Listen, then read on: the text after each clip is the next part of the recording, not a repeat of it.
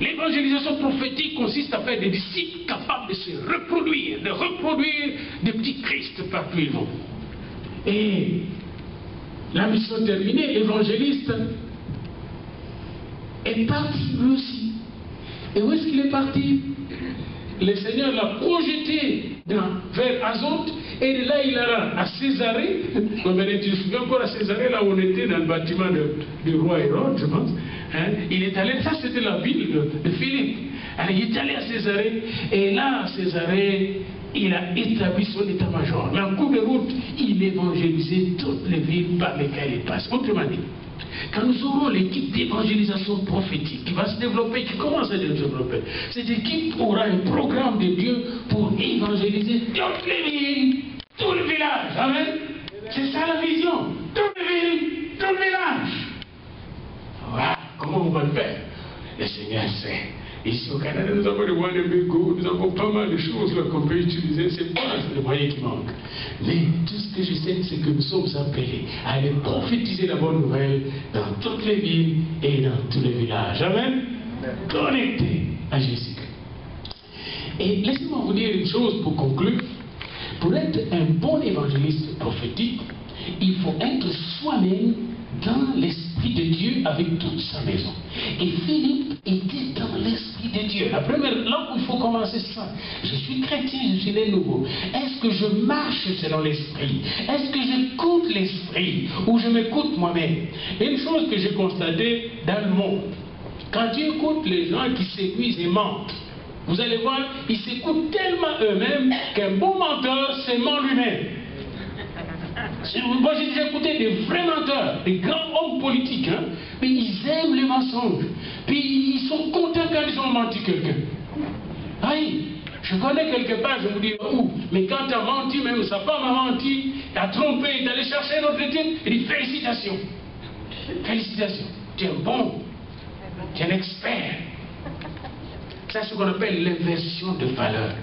Eh bien, un chrétien, c'est quelqu'un qui a fait une rupture avec l'ancienne vie. Les choses anciennes sont passées et toutes les choses sont devenues nouvelles. Une rupture radicale. Et quand on a fait cette rupture, maintenant, on reçoit, on s'ouvre à l'Esprit qui nous a changés pour qu'il nous remplisse.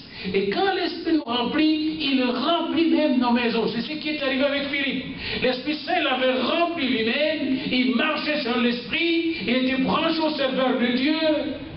Il était un vrai parfum de Jésus-Christ partout où il était, et même dans sa maison. Oh, waouh! Savez-vous que la famille de Philippe avait 4 filles vierges qui prophétisaient? Et ça, vous le trouvez là?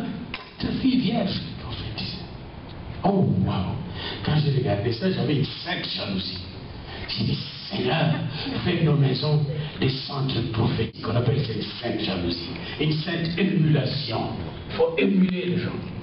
Et en plus d'avoir 4 filles prophétiques, les prophètes qui venaient de Jérusalem ou d'ailleurs descendaient à Césarée chez lui et prophétisaient. Quand vous allez dans Acte 21, vous allez voir. Donc ta maison est transformée en centre prophétique, Philippe. Waouh! Comment tu as fait ça? C'est le Seigneur qui l'a fait, me dire à Philippe. Amen. C'est le Seigneur. Et là, Philippe avait compris qu'il était créé par Dieu et recréé en Jésus-Christ pour évangéliser, pour annoncer la bonne nouvelle de Jésus-Christ. Amen. Que sa maison était créée pour prophétiser la bonne nouvelle de Jésus-Christ. Il était né de nouveau, rempli du Saint-Esprit, branché à l'Esprit Saint pour gagner de multitudes à Jésus-Christ. Bien branché à l'Esprit, Philippe a reçu la révélation, plusieurs révélations même, et l'onction pour sauver les gens. Eh bien, vous aussi et moi, si nous sommes bien branchés ce matin, si nous laissons les Saints nous brancher, on va recevoir non seulement des révélations pour évangéliser. Regardez Daniel qui était bien branché, il a reçu des révélations politiques. Regardez Joseph qui était bien branché, il a reçu des révélations économiques dans la Bible. Puis je peux vous donner des gens comme David qui était bien branché. Il a reçu des révélations martiales, des révélations de guerre.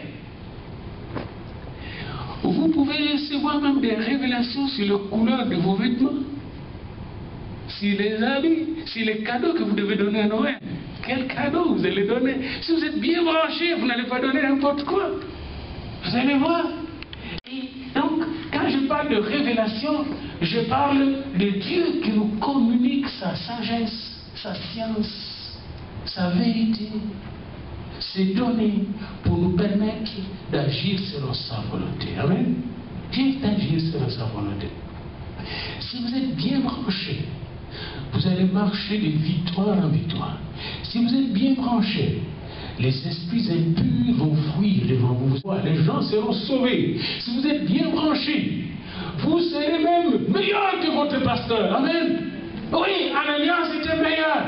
Si vous êtes bien branché, vous serez un parfum de bonne odeur pour vous, pour votre famille, pour vos amis. Et même vos ennemis vont dire, on ne l'aime pas, mais ce qu'il a, nous l'aimons. Nous aimons ce qu'il a. Amen. Lui, on ne l'aime pas, mais ce qu'il a. Franchement, si vous parlez, on aime ça. Bien branché, tu vas évangéliser avec des dons spirituels. Mes amis, la question que j'aimerais vous poser, selon acte 8 aujourd'hui, même acte 1, acte 2, suis-je bien branché?